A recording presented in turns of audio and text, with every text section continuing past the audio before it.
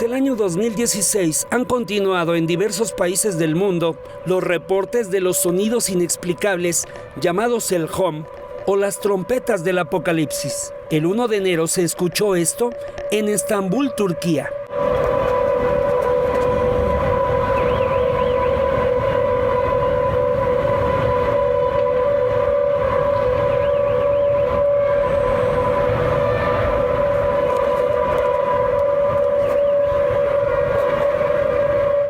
Los extraños sonidos en Turquía ese 1 de enero también se grabaron en la ciudad de Besiktas.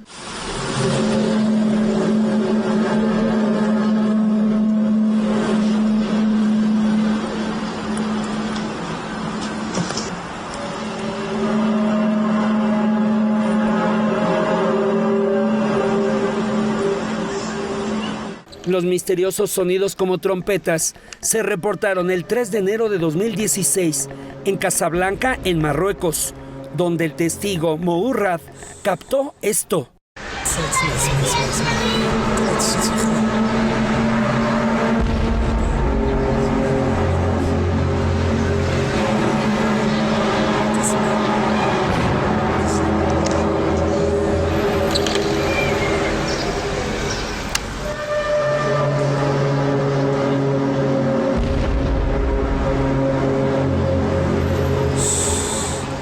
Dos días después, en la misma ciudad de Casablanca, otro misterioso sonido grabado el 5 de enero de 2016.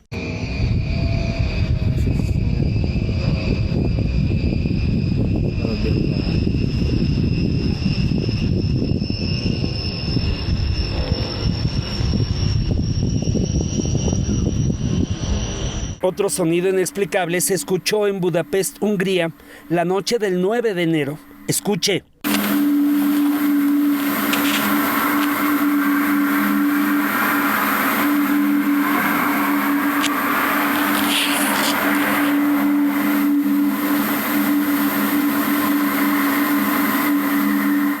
Se trata de sonidos de los que no se sabe su origen. Se reportaron por primera vez en el año 2011.